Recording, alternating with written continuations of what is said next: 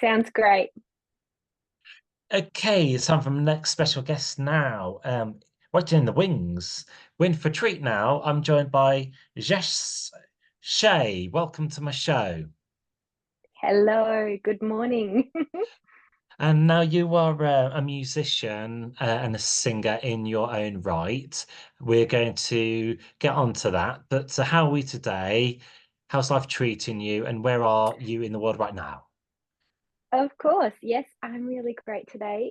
I'm in Australia and it's the morning, it's 7 o'clock in the morning.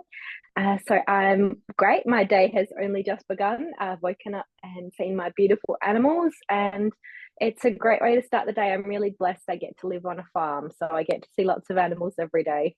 Oh, that's wonderful. Top of the morning to you, as the Irish say. But yeah. Jess, do you actually remember picking up an instrument for the first time and going on to the next question after that, writing your first ever song? I certainly do. I've got very clear memories of both of those experiences in my life. For me, it was more picking up a microphone because voice and singing is my first instrument. And my dad was a professional musician as well. So I remember when I was very young and very deep in my Cyndi Lauper and Madonna phase, and he brought home a microphone and a PA from his band so I could play with it at home. And I remember that so clearly. It was I set up the lounge like a stage, and it was just so much fun. And I just remember having so much joy doing that as a little person. So that's one of my clearest, earliest memories of actually singing properly on a microphone. And around about the similar time, I was quite a nature child and I loved spending a lot of time outside, which I still do. And for me, one of my earliest times of writing a song was to a tree in our back garden. And I remember sitting on the swing and just over a summer composing this song to a tree and would sing it to the tree. So yes, I do remember those times, and that's really interesting how no matter how much time goes by, you those defining moments, you seem to really remember them. Very true. So we're just going to fast forward to recently. So obviously that's got to where you are now. Your new single called Still Believing. Who did you work with Yes. on this track?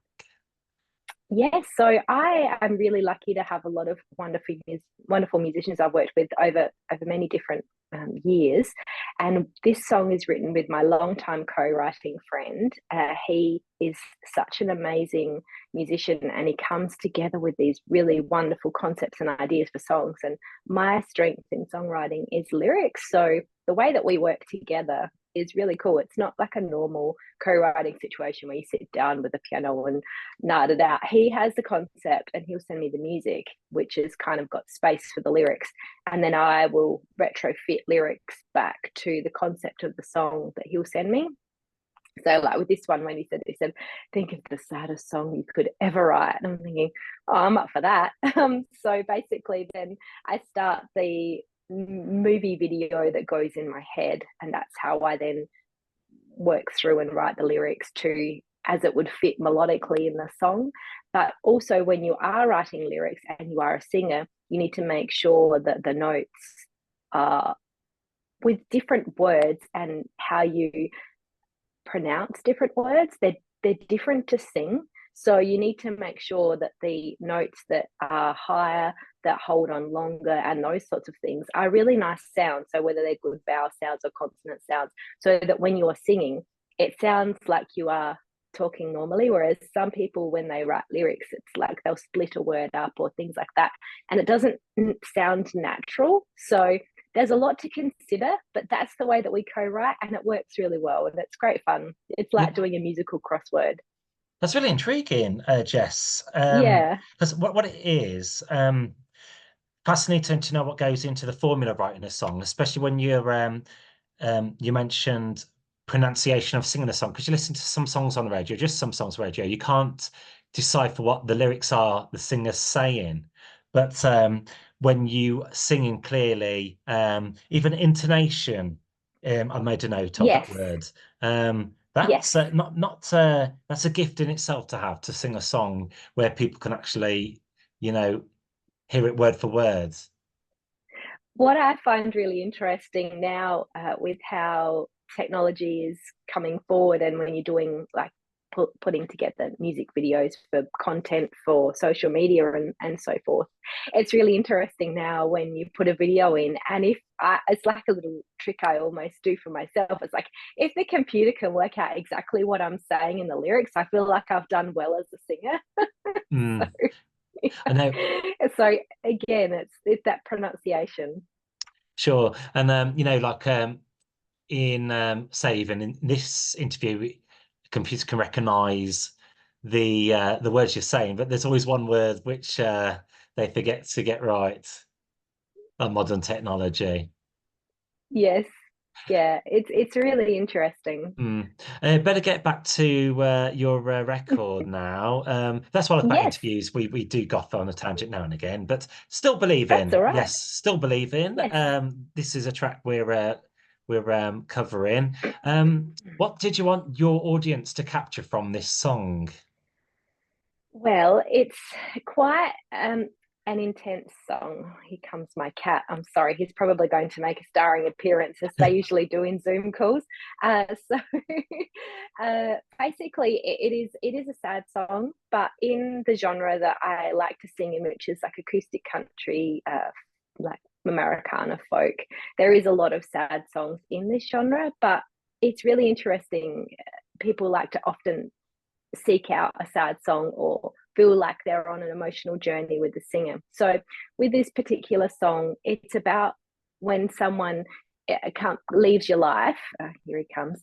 When someone leaves your life, and basically it was before time, it was before you wanted them to go, whether that is, someone who you loved, or, it could be reference to a few different scenarios. And what I actually did with this song, which was a little bit different, it's the first time I've done it, is I've actually got two versions of this song. So with my co-writer, the initial version was a piano ballad, kind of that real, heavy piano strings, and uh, more moody and intense. But when we did the tracking for the song, when you record in the studio, you normally do the tracking for a song with a acoustic guitar and a click track at the back to make sure you get the tempo correct, and then you build the song from there. And because it was a piano ballad, and one of my beautiful friends is actually playing piano in the recorded version, we weren't able to use the guitar.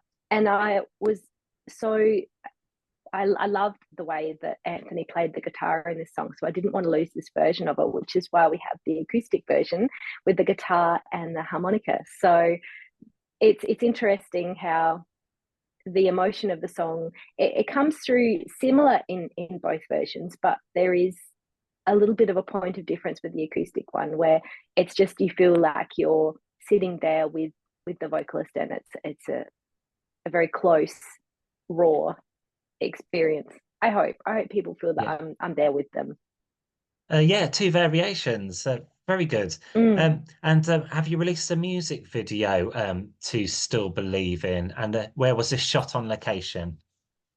Yes, I certainly have, and it was shot on location at a little old hotel, which was probably built in the mid to late 1800s, which is quite good for Australia because a lot of our history is not very old as far as colonial history. We have a long history with our Indigenous people here in Australia, but this hotel, it was built in Mount Torrens in the 1800s, and it's still got a lot of the original features. So I've been really lucky to do some filming in this hotel, and this is the first song so far that I've released the music video. So yeah, it was basically filmed at the hotel in most of its entirety. There are a couple of other scene shots which kind of take the watcher back to the person's summer that they were thinking of when they were spending time with this person. But the actual present day experience in the music video is in the hotel. And I tried to make best use of things like the French doors and that to have the scene, so you're kind of coming in and then you leave the room the same way. So Marvelous. yeah, it Well, was great fun. I love doing music videos. we'll definitely have to give that a like and a check. I'll make a note of that. And Yeah, it's on YouTube, yeah, Vido. cool. And this song as well, just still believe in, poignant in places as well, reminiscent. I'd just say looking back, maybe. Yes, yes, that's a really wonderful word. Thank you so much for bringing that word to the description, because it's I find it hard to put words to it, which is stupid because I read the lyrics, but because it can really kind of catch you a little bit. So a poignant is a beautiful description. Yeah. Cool. So we found out a little bit about that track. Do check that out, my listeners. I Still Believe In by Jess Che. Just touch on a few of your other records now. Your single Ghosts, which you've also released an acoustic version of, doing exceedingly Yes. well on the streaming platforms, Yes. with the people who listen to Number Wise. The Ghost, what's that about? Well, another fun story. So with Ghosts, that was a song I wrote entirely on my own, and it was one of the first ones I'd written completely myself. I've normally always been a co-writer, so I'm really pleased that people feel like they're connecting with that song. So I wrote that song in reflection to how people are treating each other in modern day times. So it is probably more about dating, but it actually also is just about how humans, we are not being present with each other in a lot of ways, and we don't seem to be treating each other well. So that was the lyrics, and the idea behind was the frustration in how people are they just disappear out of people's Mm. lives. They don't give people reasons. They, and I feel that it's not very it's not a very nice way to treat another person. I think if that person was standing in front of us,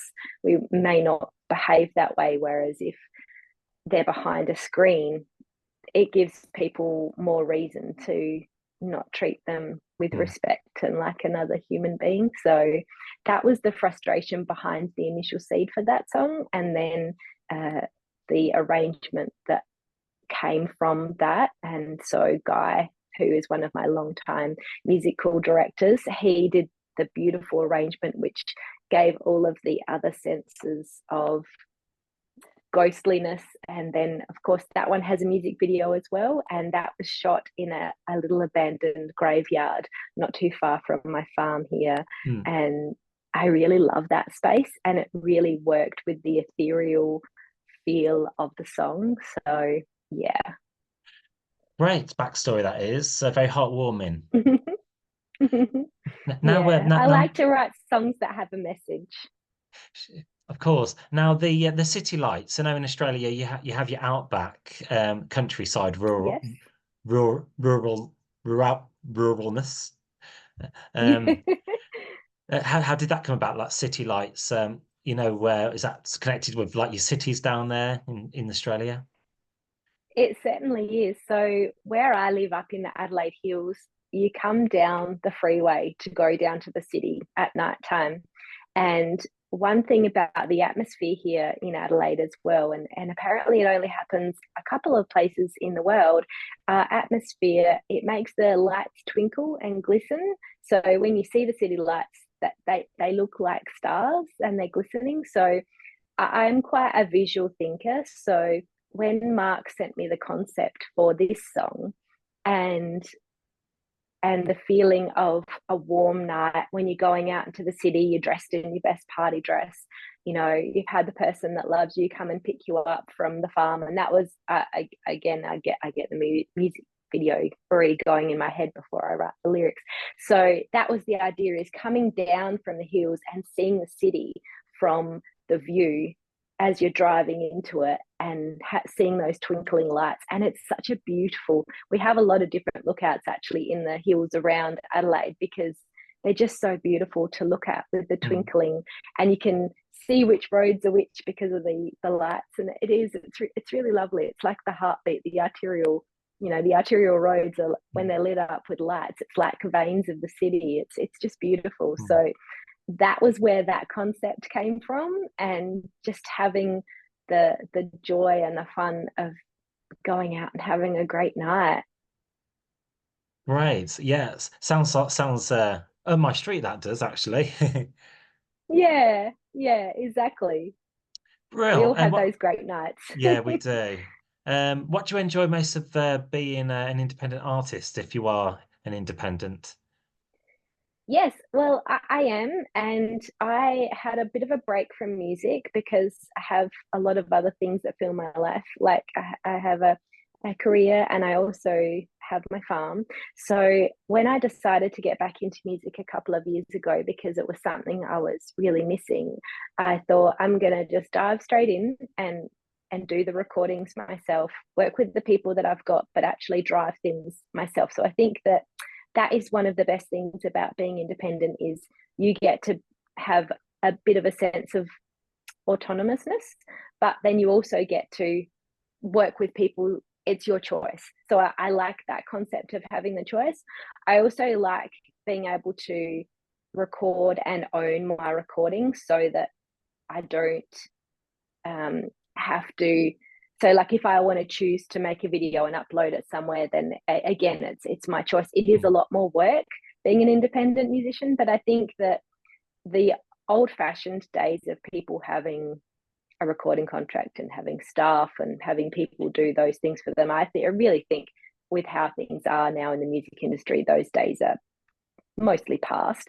Mhm. So I think that you have to step into the joy of being independent and look for the good things instead of, there are a lot of people that are, I think they still wish that their Prince Charming with a record contract will come and sweep them away. But I think when you hear about the business side of things, I think it is always much better to, especially if you are quite a driven person, to be able to have those choices yourself and be able to own your recordings and make choices with how you want to represent yourself. And also, if you don't feel like doing 5 pieces of social media content a day, at least you don't have someone telling you you should be doing that. It's really more choice.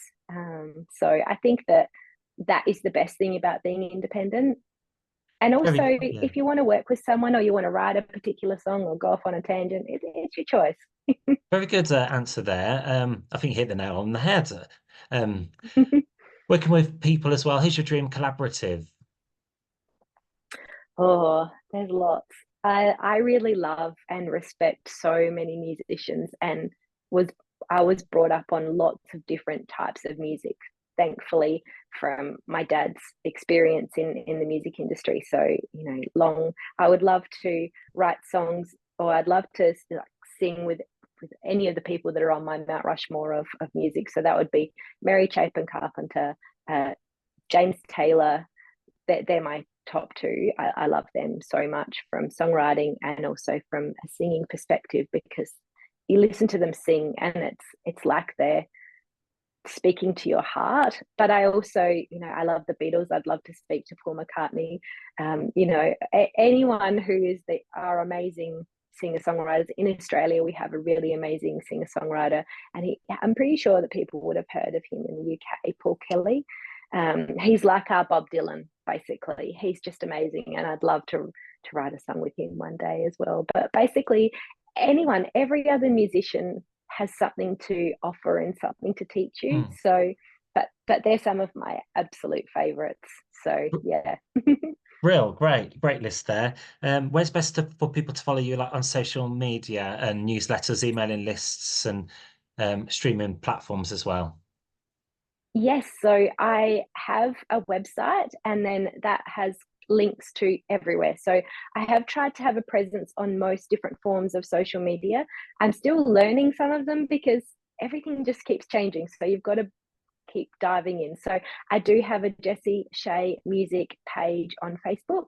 I do have my Instagram, which is actually all of my life. You can see my farm. You can see all the different bits and pieces that I'm doing here. So that's Jessie Che. That's just me, and that includes everything that's happening in my life. I have just started a TikTok page, which is Jessie Che Music. I'm only just at the start of that, so I am trying to build and grow that. And it's really interesting how each different stream of social media, it has different, it's like you have to do different things on each one. So I'm still learning that. But also on YouTube. So I have a Jessie Che music YouTube. That's where some of my behind the scenes content, and then the songs that I don't have on Vivo are on there. And then I've got a Jessie Che Vivo, which has the really full production music videos. So there's a couple of different spots, but if you do go to my website, which is Jessie Che Music, that actually in the blurb, I've got all of the links there and you can just click on them. But yeah, I'd just love to see and speak to anyone on any of those platforms. So yeah, Brilliant. have a listen. Cool. Yeah, thanks very much for taking time out to speak to me today on my show. And Yeah, we'll get thank you. with your permission, we'll get one of your tracks played on my show now. It probably will be since we talked about it. Shall we play "Still Believing"? Why not? Thank Yeah, you so yeah. much. I really appreciate the chat. It's a pleasure. Have a great rest of your day. Jess Che on my Thank show. you. Okay, thank you. Take care. Take care.